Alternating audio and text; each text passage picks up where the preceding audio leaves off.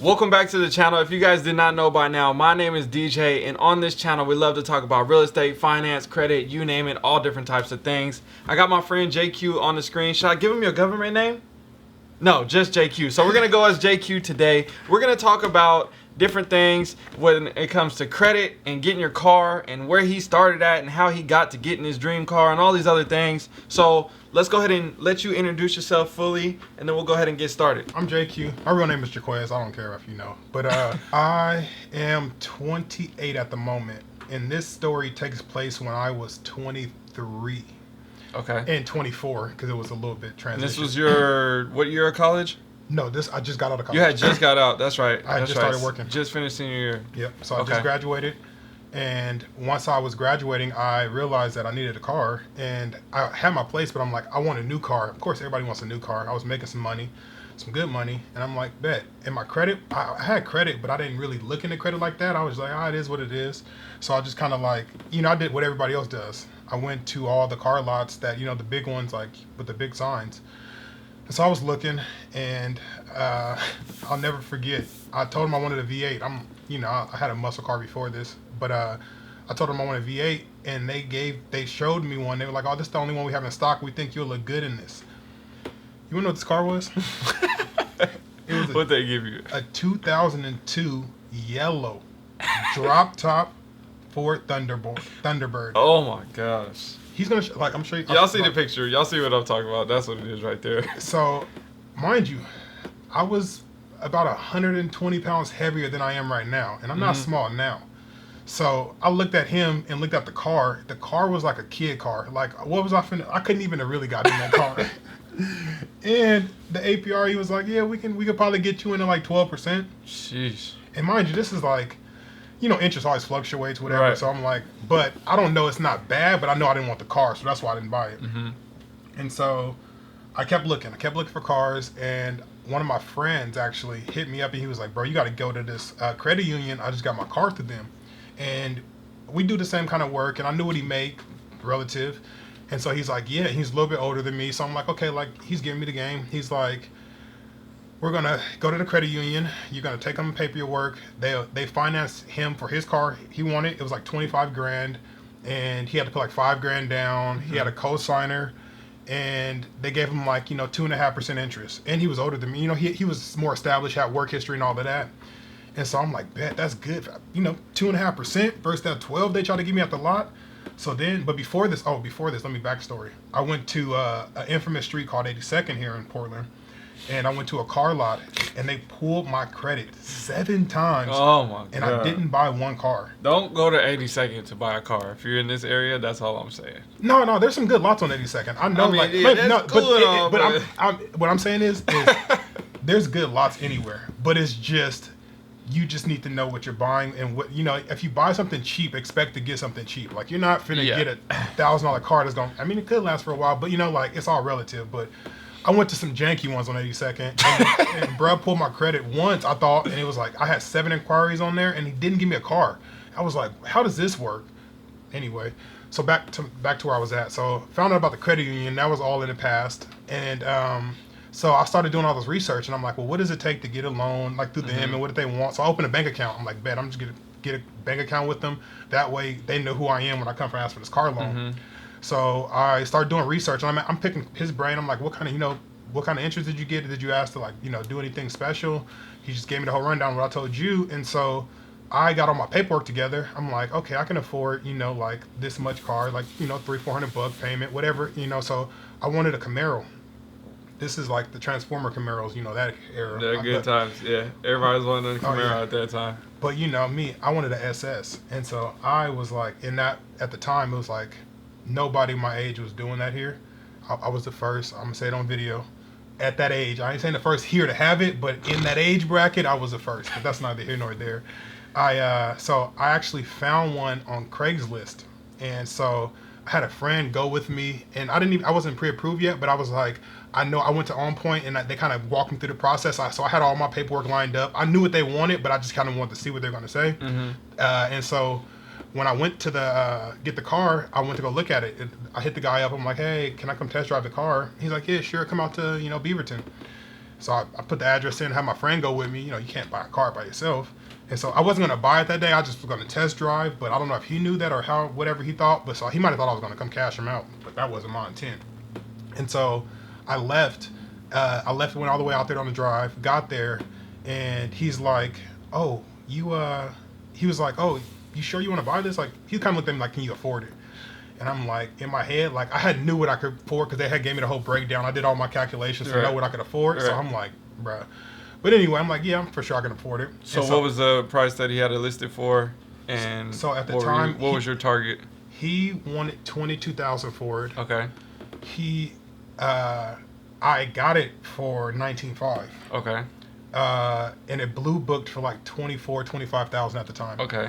And so I knew it was under blue book. I knew the bank was going to buy the loan that I was trying to sell them. And so I knew all of it because I was doing all my research. And so. And tell them what a blue book is so they know. So the blue book is what your car is worth at market value at that point in time, given, you know, how much mileage and all the stuff about it. So at that time, the car was worth $6,000 almost more than I paid, $5,000 more.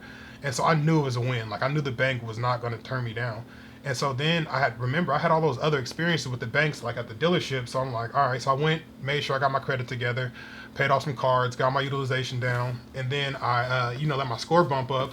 And when I went to apply at the credit union, so I literally went out to test drive that car. I get out there. One, I didn't tell you, it was a cop. So that was a doozy. So he was like, he has to see my driver's. But he didn't have that many miles on it though, right? No, it only had, it had like 19,000. And that was good at the time. Without a doubt. And I mean, it was like 2 years old, but I mean, I was 22, 23. Right. What would that matter? But he was a cop, so he has to see my driver's license. And I'm like, I felt this before. But anyway, so we got in the car. And he was like, oh, you can go a little faster. No, I can't. Not today. I know your buddies is on that corner. Nah. So then when we came back, he didn't believe I was going to buy it. He looked at me like, I'm like, all right, I'll see you. Because it was like a Friday. I'm like, all right, I'll see you Monday. I get it. Right. He was like, all right, yeah, okay, whatever. That's the same thing when I went to get my car the other day or a couple months ago. They were like, I was like, I'm gonna get the car. I wanted to test drive it and I'm gonna order it online. Don't worry, like I got it. But it's just like, so then I went home and I put everything together. My notebook when I went to the bank was full of everything I knew they were gonna ask for. Like I knew every single paper, document, W-2 and all that, right? So what would be those things that they're gonna ask for? Give us at least a list of 5 things that somebody needs to know to be prepared for, so that way when they go in, they can be prepared too. You need 2 months bank statements, right? Okay. Preferably the bank where your direct deposit goes to, so they can see that you're within the making same money. bank. Exactly. Okay. You need it depends on your debt. Like your debt, how much you're paying a month is going to what you make a month versus what you in like employment versus what you're paying a month. Mm-hmm. That'll dictate how much you can afford. But before you even get there, you got to say like, do I have anything negative on my credit? So it's starting with credit. Like you kind of understand like where your credit is at, because if you don't know that, they're going to give you a rate that you don't want. And so not just score, but like your available money and what is your limit? Exactly. It's a lot of it to it, actually. It's like, it's your score, your limit. Also, like, do you have any derogatory marks? Do you have anything in collections? So it's a lot that goes into your credit, but it's more like before you go finance or buy anything big, you get your credit together, because you're going to pay for what you don't do now later in interest. So like it does. So before you even go look at any car, anything like that, you get your credit together. So that way, when you find your dream car, you can pounce on it. You're not like, oh, let me pay that collections off, or let me or miss it later and take too long. Precisely. Right. Sale. So it's like you take care of your credit first, and that's the one that takes the most. That and saving your money for your down payment if you need one and all of that. But so you get your credit together. You need 2 months worth of paychecks. You need your W-2s from your job. You'll need some letters to show that your address, your driver's license, stuff like that. That's like in the weeds. But if you have everything else I said, once you go in there, it's you go in there with the idea like, I don't have to take this from this bank. Right. I'm just giving them the opportunity to have my business, because they're going to get interest off you. So it's not like they're not doing you a favor really, but when you go in there and you feel like they're doing you a favor, they give you the favor that they feel like they want to give you. Right. So I had all this arsenal in my head. I knew what my friend paid. I knew what his interest was. I knew everything. And so when I went in there, the guy was like, oh yeah, like he was like, well, our interest right now is standard like 3.4 is what I'm getting people, so I'm gonna put you at 4%. And I'm like, no, you're not. I'm like, I read on the sign coming in that you can get, 1.5%. And he's like, well, that's on a new vehicle, and that's all. He gave me the rundown. I'm like, nah, I don't want it if I can't get the 1.5% quote. Right. And I already knew I wanted the Camaro. Mind you, I had already drove the Camaro, knew it was my car I wanted. So and I know everything that I need to know. It's like, I'm all in. I got to have it. So what happened is this is where it went sideways for him. He wasn't expecting this. So he's like, well, before we get you pre-approved, you're going to have to go get all your paperwork. You're going to have to get all of this documentation. I gave him the folder and it had everything, like a business plan. Mm-hmm. I'm like, oh, there's my paychecks. That's what I make. That's my debt. That's my credit. Here's my, Kelly Blue Book the car. I'm like, and I found a car I want. Here's the Kelly Blue Book for it. They have to pull it themselves. But because I gave it to him, he's like, we never have anybody print a Kelly Blue Book off to give to us. And I'm like, no, I know. That's why I'm giving it to you. So I just was over prepared. And so I went, the car was, yet again, I told you 19.5. Well, that's what I was offering, but, you know, he wanted more. And so he went back. He's like, let me talk to my manager. So he goes to the back. I'm sitting at the desk. He comes back. He's like, you get 1.5% interest. We'll give you up to $25,000 to spend. You have no down payment and no cosigner. Fire. Nothing. And the down payment part, he was like, we don't even want you to put a down payment, really. Like, and I'm like, because you would think, like, you know, like, oh, they're going to eat you in interest. Right. My interest is 1.5%. So you're essentially just paying for the car.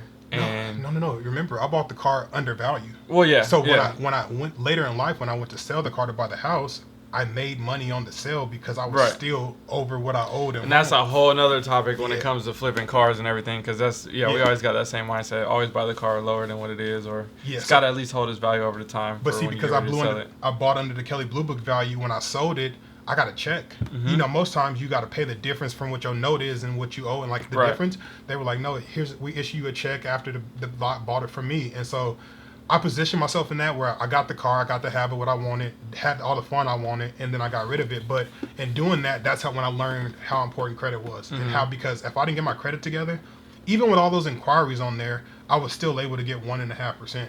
But that was because like I told you, I just treated it like a business transaction. I was prepared. I had all my documentation. I knew what I wanted. I knew the value of it. Like, if you go to an institution asking for money, give them a deal. Right. They're not going to not lend on the deal, because yet again, if I didn't pay that note off, they were about to have a brand new Camaro with 19,000 miles on it that they was about to be in the streets in. Not really, but you know how it goes. So it's like, they don't care if you're positioning them to win. If you default on a loan, why wouldn't they take it? Right. And then you're credible. You have all your ducks in a row. Like, it's just how you treat the transaction. So that right there springed everything for me. And we'll continue this conversation, but I've done some crazy stuff with credit, and this was what started it all. Once I walked in there and left with 1.5%, I was 23 years old, no cosigner, no down payment. And that was like your first car loan. Yeah, that was my first. That was your first car finance loan. I had credit cards and all that stuff. And at the time, so would you recommend? This was a pretty good situation, right? So not everybody can come up on this crazy situation when it comes to winning on the deal with the price of the car and the Blue Book and everything like that. So you lived in an apartment at the time. You had just got out of college. You were trying to get a house, trying to figure that out too, but you wanted to get your dream car. Would you recommend the same order of operations if somebody wasn't able to get the same deal? Or would you say, you know what, go about that same way? Because we always tell people, get the house before they get the car. But in this situation, you were able to get the car because you knew it was a great deal and it helped leverage more money for you to put on the house. Yeah, see, I think that's different for everybody. But I think my thought process is like, it's two-pronged, because, of course, I say buy the house before I say buy the car. But buying that car at that lower price point has prevented me from buying more expensive cars now that I could, because I know what that comes with. Not that I can afford to go buy these six-figure cars. It's the maintenance, it's the stuff you don't think about, the insurance and all, you know what I'm saying? So, like, I thank myself that I did. I had a fun experience doing it. I made money doing it.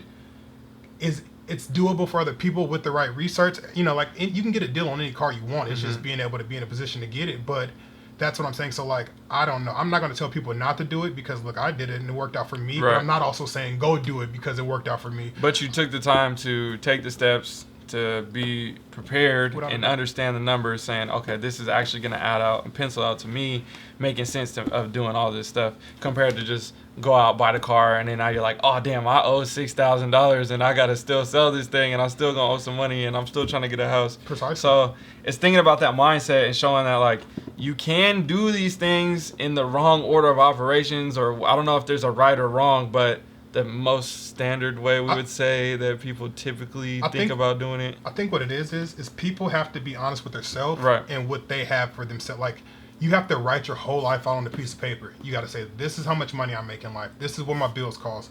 If I got a car, how much insurance? So, like, once you see your life on paper, you can analyze where you're at. So maybe you're not. A lot of people do that too. Don't look at the insurance and stuff before they get the car, and then after they're like, "Oh, bro, I didn't realize I didn't tell all you. these other things." I didn't tell you. Between the car note and the insurance, it was like $750 a month. Right. But I was young because I was 23. So they're like, yeah, you have a sports car. It's all this power. Like, my insurance was more. Now that I think about it, my insurance equaled or about equal to my payment. Got you. And so it was like, but I still won At the time. But like, I wouldn't. And I know that same thing. It was like, for me, it was like with the Corvette, it was a lot higher. When I had the Corvette and the Infinity, it was like, it was like too much. I'm like, I had the Infinity for a year and I loved it, and I was like, I need to get rid of this. But when I got the Tesla, it was like, the insurance went down. I'm actually saving more money and added another car to my insurance, and we're saving another $170. And that's my home insurance, everything bundled into the same thing, and I'm actually saving more money by doing it this way. But I had to check that out before I got the car. And it's know, also, like, okay, this is where I'm going to be at. You plan it, you position yourself to be ready for it, and then you go execute. And right. So it's like, you didn't go just buy a Tesla because you could. Right. Like, you could have been bought this Tesla. Like, I know you could have had this a long time ago, but you knew what it was going to take because you have high maintenance cars, or just cars that cost money. Right. So it's like, all right, well, bet this is something different. Let me do research. So you didn't never had an electric vehicle, so you got to do all of these, all the other things. So you did all the research. Rebate. I got to tell you guys about the rebate video still. That'll come soon later.